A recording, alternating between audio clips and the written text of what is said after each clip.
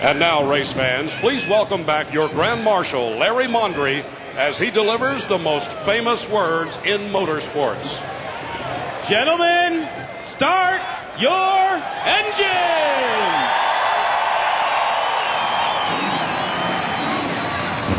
Bring him up. Fire it home. All right, bud, fire it up. Fire it up. 10-4. All right, guys, double check your equipment. We got a good car here today. Gotta not beat ourselves. Can't take ourselves out of it today. Let's have fun and go get it.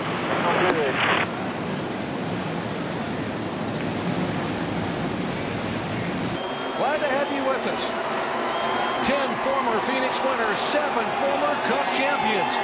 One step closer to crowning a champion. Could it happen today? Could it be a big change today? Green flag waves as Carl Edwards moves into turn 1.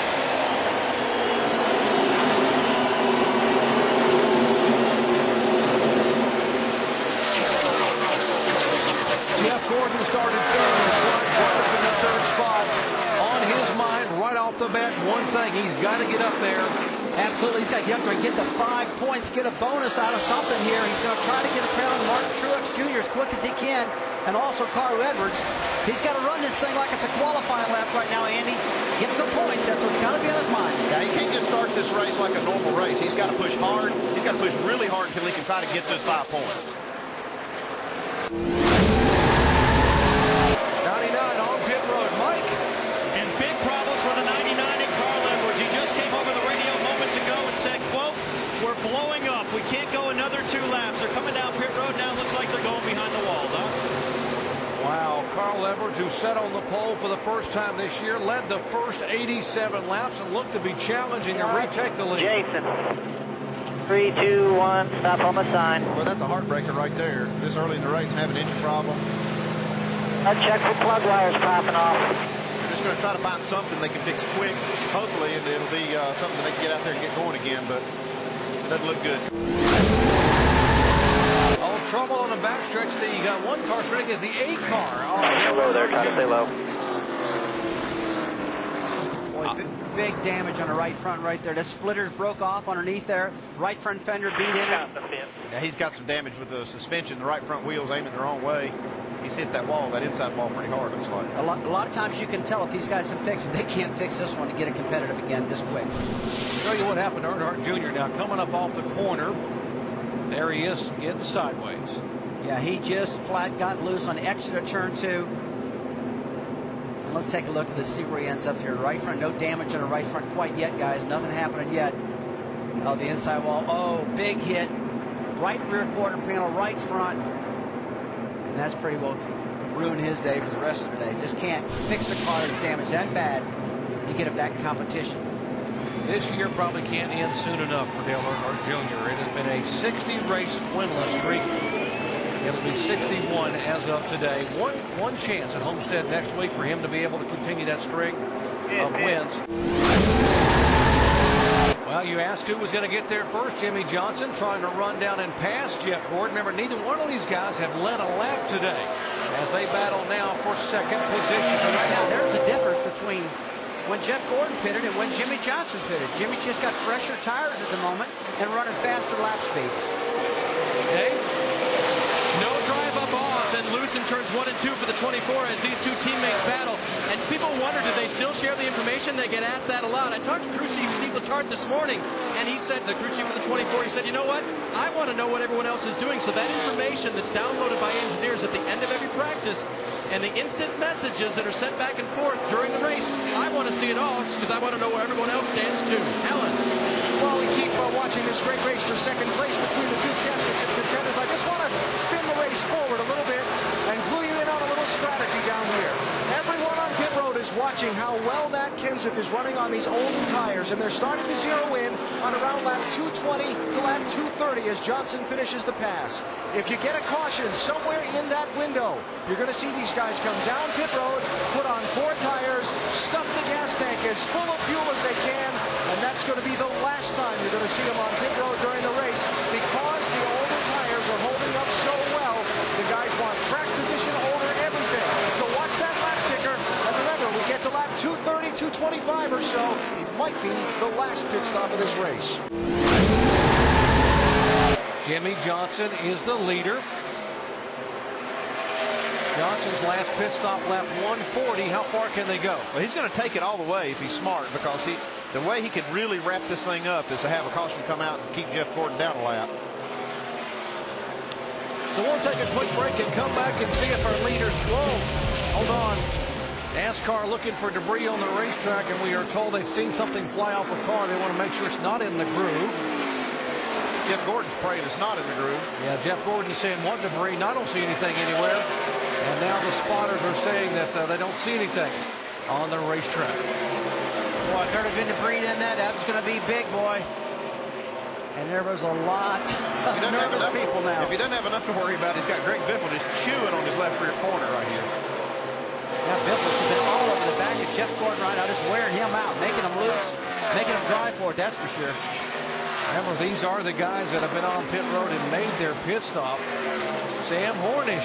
How about a pretty good day for Sam Hornish Jr., his first ever Cup start. And they made a big announcement last night over at the Penske Museum that Hornish is coming full-time to NASCAR's Nextel Cup in 2008. In fact, Hornish is going to drive the number 77 Mobil 1 Dodge next year after 8 successful years in the IRL IndyCar Series. He stalls the car a little bit. They're going to push it and get it going. Sam, the winningest driver in IRL IndyCar history and the 3-time champion, former Indy 500 winner. Boy, while that's going on right now, you see Greg Biffle getting loose up off the corners and running right alongside Gordon. Andy, they've been doing this lap after lap. I'm getting on the radio right now and say, hey, just let it go, man. We don't need to get wrecked and bring out a caution. The one caution we don't need, it certainly doesn't need to be us. So just let this guy go, man. Yeah, because we talked all year long, these cars get aero loose side by side. So if that 16 sails it down in there and loses it, he's going to take Gordon out. They got into him right there. That's risky business for Jeff Gordon. 24 car currently back in 24th position. Biffle 26th. Jeff Burton, by the way, is also back there. He's already made a pit stop. Still waiting for Johnson, Truex, and Tony Stewart, by the way, running third. Ryan Newman fourth, and Kyle Busch is fifth. Those guys have yet to make a pit stop. Steve Letarte saying, oh my gosh, I hope we don't get a yellow flag. There's Jimmy Johnson. And probably Steve Letarte saying, come on, Jimmy, come on to pit road, you guys. Let's make that pit stop and get us back on the lead lap. More on Jimmy Johnson, then let's check in with Jamie. Well, as this pit crew gets ready to set up for a pit stop here in about 10 laps or so, just wanted to add a little thing on Jack Knaus I found out. People want to know what makes him so good, how he is so good late in the race and makes all the right calls on pit road. Well, when I walked in to talk to him in the hauler yesterday, he was watching film of the spring race here, and I asked him why he does it. He said we do it every race. We watch what unfolds and what won a race and what they learn. So what he learned here, it's all about track position and all about timing and when you come into the pits. Guys, it's one of the many things that makes Jack Knaus as good as he is. 24 car hanging on back in the 9th spot, right in front of his teammate Kyle Busch. Now, a lot of smoke off this tire here rubbing on the 24 car Jeff Gordon. Oh yeah, take a look at this, guys. Just too close for comfort, Andy. It looks like the damage, though, is definitely, it looks like it's rubbing on the sidewall, and that's not the good place to be rubbing a tire. So I don't like to rub a tire anywhere. This looks a whole lot like the Tony Stewart tire rub we saw at Kansas. And look at the fender. The fender's going in and out. He just doesn't have a choice. He's got to stay out here. I don't like it at all. I can't stand to look at this if I'm a crew chief, but he has no choice to leave him out.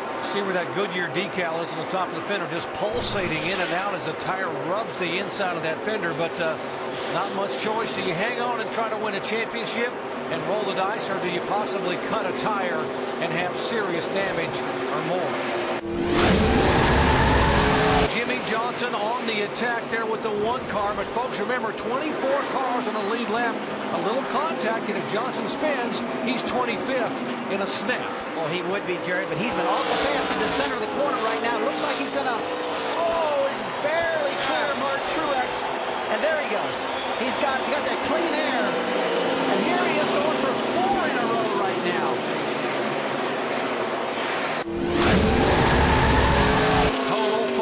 Total concentration by Jimmy Johnson, trying to win his 2nd championship, trying to hang on for 2 more laps. And I said when it's your year, it's your year. Boy, if he wins It's his 4th in a row. Andy, that is in convincing fashion, and a guy deserves to win a Two championship. behind you, coming to the light here, buddy. Nice and smooth. Gotta believe every noise inside the car is amplified. He knows his teammate Jeff Gordon is fading back to 10th spot. He knows he'll open up a significant Flag clear by 8. With one race to go. White flag for Jimmy Johnson. Jimmy Johnson off of turn 2, trying to do what hasn't been done since 1998, trying to win 4 in a row. As Johnson takes it down less than half a lap away from the checkered flag.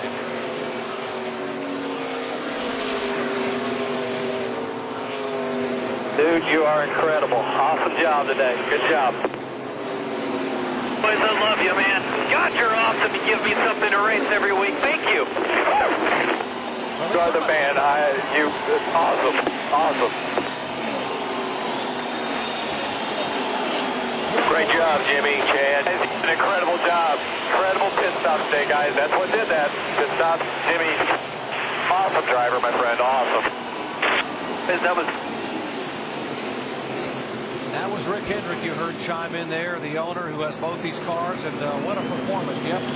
Jeff Gordon, by the way, finishing in 10th position. Jimmy Johnson is the winner for 4th consecutive race in a row. Jimmy's 33rd career win. Let's go down where Mike is caught up with the crew chief.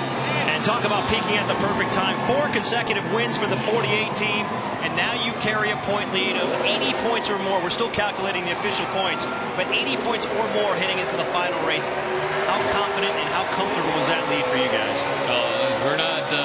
Obviously, we're all happy to extend the points lead and get another victory. You know, this team has just done a phenomenal job all season long, and it's a great day for the 24 and 48 shop to get another victory.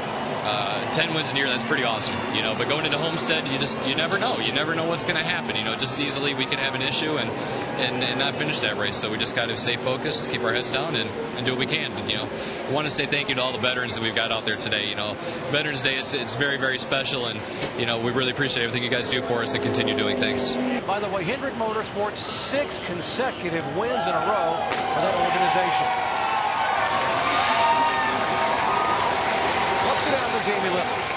And Jimmy Johnson gets a big kiss from his wife, pulls into victory lane, just shaking your head like, I can't believe we're here for the 4th time. Jimmy, how do you keep racing like that, like you have nothing to lose?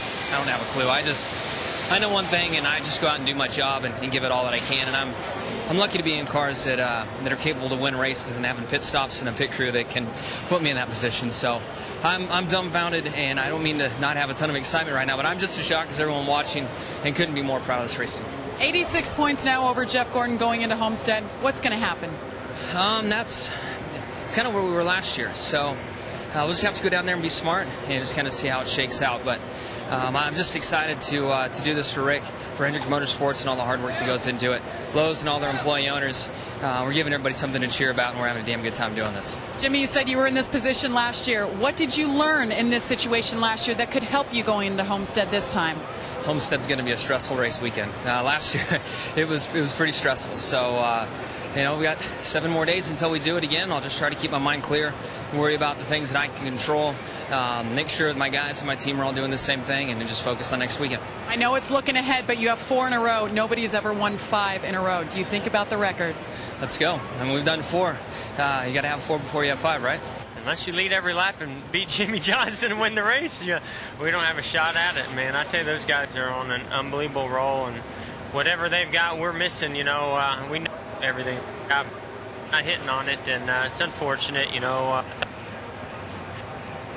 another one, and we're just coming up short here at the crucial time. But you know, those guys have just knocked it out of the ballpark, and you know, it's going to be, you know, tough to beat that, even if we were hitting on all 8 cylinders. And you know, another top 10, but still just not a day good enough to get it done. You had a little contact with Kevin Harvick late in the race before the final pit stop. How much did that affect your car? It didn't affect it. I mean, you know, it's no big deal. You know, Kevin and I, you can't touch Kevin Harvick, because you touch him, he's got a short fuse. He gets pretty upset, and you know, he rubbed on me because I was racing him too hard, I guess, and I didn't like it either. So I rubbed back on him, and I thought we were going to all wreck. So, you know, it is what it is. That didn't affect us in any way about where we finished today. We were going backwards at that time anyway, and we just weren't getting a handle on it. And we took 4 tires hoping that would, you know, pay off for us, but you know, traffic was just so horrendous, and you know, track position, all that, we just couldn't get up there. It looks like it's 86 points going down to South Florida. Your thoughts? It's over. You know, it's over. I mean, even if we win it, you know, it's because they have problems, and you know, while we'll accept it, we don't want to do it that way. And those guys have flat out killed everybody, and you got to give credit where credit's due. Those guys deserve a lot of credit. We didn't step up, you know, and win the races when we needed to. You know, we gave them a run for a while, and you know, now we got to figure out, you know, how to get the best finish we can at Homestead and end this season off on a positive note going to the off season.